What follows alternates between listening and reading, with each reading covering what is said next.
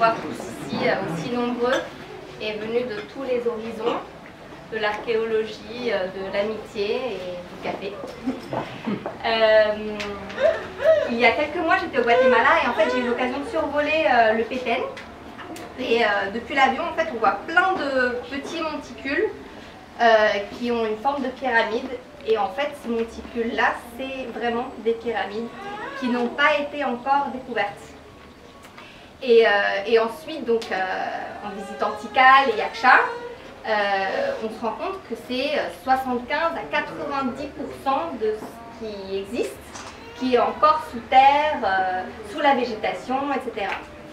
Et la civilisation, c'est quand même, la civilisation maya, pardon, c'est quand même de grandes découvertes astronomiques, mathématiques, agricoles, médicinales, enfin c'est une civilisation qui a énormément apporté aussi aux connaissances universelles en fait. Et vraiment d'où l'importance des fouilles archéologiques. Et donc en parlant avec Lilian Cassiette de l'ambassade de France au Guatemala, il m'a parlé de ce projet qui est difficilement prononçable, mais c'est Rashruha. Vous pouvez vous entraîner, hein. Moi je me suis entraînée pour aujourd'hui. Et en fait, c'est un site archéologique qui est en collaboration entre la France et le Guatemala pour les fouilles. Et donc c'est là que travaille Chloé et qu'a travaillé aussi Mélanie. Ou pas? Non? Ah oui. Si, d'accord. Mais bon, en tout cas, voilà, donc c'est un site qui est encore en excavation, vraiment tout au nord de l'Alta Verapaz, d'où est originaire notre Chitul-Tirol, un grand classique de la maison. Et donc c'est une région agricole, caféicultrice, mais aussi une région où il y a des sites mayas qui sont encore en train d'être découverts. Donc l'histoire de Santiago, elles vont vous en parler mieux que moi, mais c'est vraiment une histoire qui fait le pont entre ce passé et le présent, et que je trouve très belle parce qu'elle, de façon très simple, elle arrive à vraiment nous faire communiquer avec le passé précolombien au Guatemala, à travers l'histoire de ce petit garçon Tekchi, donc qui parle la même langue que les enfants, que les Mayas de l'époque, avec évidemment quelques variations, mais en gros c'est quand même la même base, et qui découvre sa civilisation avant l'arrivée des Espagnols. Et voilà. Juste dire aussi que donc, cette exposition, ça s'est organisé assez rapidement en fait. Lilian m'a appelé après pour me dire oui, ces planches, il faut absolument qu'elles soient exposées. Et pendant donc, la quinzaine de l'Amérique latine et des Caraïbes qui a lieu en ce moment, et qui est en fait une série d'événements culturels qui met à l'honneur cette région du monde dans toute la France en fait. Donc il y a vraiment une grosse programmation. Et donc c'est une collaboration entre plein d'institutions, mais entre autres aussi l'association ACA, avec qui j'organise cette exposition, qui est une association pour la promotion de la culture de l'Amérique centrale en France, voilà, qui est assez peu connue et qui mérite de l'être plus. Voilà, donc je vais laisser la parole à Mélanie et Chloé pour présenter un peu plus la BD. Merci. Bon, je vais faire la présentation générale de l'artiste. Déjà merci à tous d'être venus, merci à la Carlothèque pour nous avoir accueillis. C'est vrai que ça s'est décidé très vite, mais c'est formidable, c'est très émouvant en fait. Cette exposition donc, elle a été réellement voulue par le CEMCA, le Centre d'études mexicaines et centra-américaines, donc c'est eux qui ont créé aussi l'exposition des planches, l'ambassade de France au Guatemala et l'ambassade de Guatemala en France. Donc merci à tous. Donc je ne vais pas parler longtemps, simplement préciser, donc en fait ces dessins, ils viennent, enfin ce site, cette bande dessinée a été conçue, coécrite dans le cadre du projet archéologique Rashruha Viejo, qui est un projet archéologique franco-guatémaltèque, qui est possible grâce au commissaire des Affaires étrangères, au CNRS et l'IDAE. Merci aussi à ces institutions qui nous permettent de travailler. L'idée, en fait, c'est donc un site qui existe. Les dessins que vous voyez correspondent à un site qui existe réellement, qui s'appelle Rashruha, qui est un site vraiment très important d'un point de vue archéologique aussi, qui a été occupé entre 600 et 800 après Jésus-Christ, et qui est un site qui est vraiment important parce qu'il est totalement différent de ce que l'on connaît des Mayas habituellement, de ce que l'on fouille habituellement, au niveau de l'architecture, au niveau de la céramique. Donc on pense qu'il s'agit peut-être de Mayas des Hautes-Terres qui sont venus s'installer là pour contrôler les échanges entre ces deux régions, parce qu'on est vraiment dans une zone frontière. Donc c'est un site vraiment important pour comprendre la géopolitique des Mayas à cette époque. Ça c'est juste pour la partie archéologique. Pour la partie bande dessinée, en fait, réellement le projet de faire cette bande dessinée avec Mélanie, c'était réellement de le diffuser dans les écoles de Rashouka. L'objectif c'était de faire connaître le travail des archéologues en fait, aux enfants. Pour ça, parce que les archéologues sont un peu trop coupés, tendent à se couper un peu trop du monde. Là vraiment c'est de faire savoir aux principaux intéressés ce que l'on fait et voilà, les principaux concernés.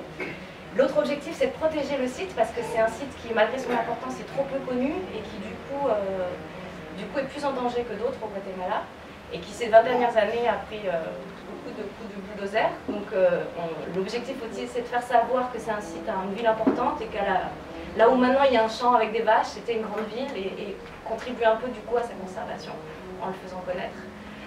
Et pour ça donc, dans quelques semaines on l'imprime grâce à deux fondations, la FAPU et les Balustres. Merci à elles. On l'imprime en 7500 exemplaires en quechua et en espagnol. Et en juillet, donc dans un mois, avec l'aide du maire de Rashouka, on le distribue à toutes les écoles de la ville.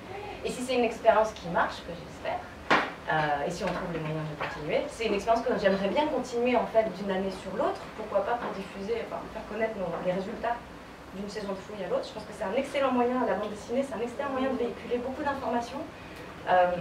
On peut travailler sur plusieurs niveaux en fait d'informations, on peut toucher un public assez large, on peut dire beaucoup de choses assez complexes, même à travers les dessins et tout. Donc j'aimerais bien continuer ça, et puis j'aime bien penser, c'est assez personnel, que les Mayas sont les inventeurs en fait de la bande dessinée, puisque finalement l'art maya classique, dans toute sa splendeur, c'est vraiment un art qui mêle l'image et le texte d'une façon extrêmement subtile. Les textes maya classiques, c'est déjà des images en fait, et les images sont pleines de textes, même dans des recoins.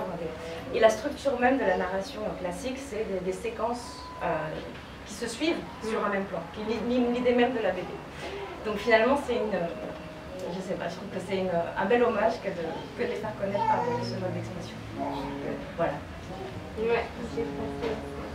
Très bien. Je sais pas si oui, juste pour compléter un petit peu le panorama, en plus de vous remercier tous d'être venus et puis de nous avoir accueillis pour cette expo ici. Donc l'ensemble de la BD est présenté ici. Donc vous voyez les petits numéros qui sont à côté, donc c'est les pages, d'accord. Donc vous pouvez commencer là. La BD continue là-bas et se termine dans la salle, dans la dernière salle qui est là-bas. Donc je vous invite à la lire tranquillement si vous ne l'avez pas déjà fait, ou la relire autant que vous voulez. Pour info aussi, et c'est pas anodin, vous verrez que dans l'histoire, il y a le thème de la grotte qui est très important. La grotte comme une espèce de passage entre le monde actuel et le monde préhispanique. Le petit personnage qui s'appelle Yak, qui est le prénom qui veut dire Santiago en quechua actuellement, trouve le personnage qui s'appelle Yak, c'est le personnage préhispanique, le personnage qui s'appelle Santiago, c'est son double, son sosie de l'époque actuelle. Donc il y a un petit jeu de miroir comme ça entre l'actualité, la partie... Mais non, donc il y a cette espèce de jeu de miroir avec la grotte au centre. Et après, voilà, juste pour info, pour que vous sachiez un peu, les reconstitutions du palais, d'une zone rituelle, la reconstitution de la ville entière, ont été faites à partir du peu d'informations archéologiques qui est encore disponible. Donc on a essayé de faire le plus réaliste possible, tout en sachant qu'une bonne partie du site a été détruite. Par exemple, c'est notre choix. Il y a des choses, voilà. Il y a des choses qui ont été choisies, mais il y a des choses qui correspondent aux recherches archéologiques de Chloé et de son équipe.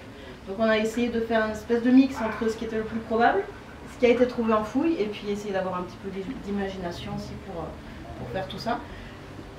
La terre est vraiment rouge comme ça. Ça c'est pas un choix d'artiste, elle est vraiment rouge comme ça. Et voilà, écoutez, allez-y, lisez-la et faites-vous plaisir. Et non, juste parce que c'est important, les grottes c'est réellement très très important dans la cosmologie maya classique et actuelle aujourd'hui. Donc c'est l'origine de tout, c'est extrêmement central. Aujourd'hui encore, la plupart des cultes on les fait dans les grottes. quand on fouille en grotte, il faut demander la permission aux spécialistes rituels aujourd'hui encore.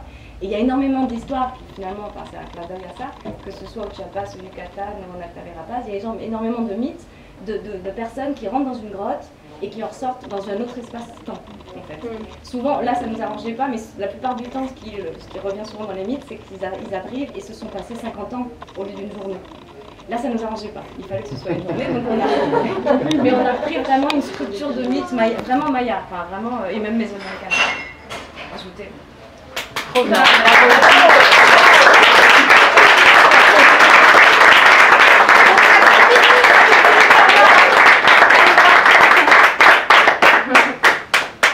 Voilà, et santé. Bravo.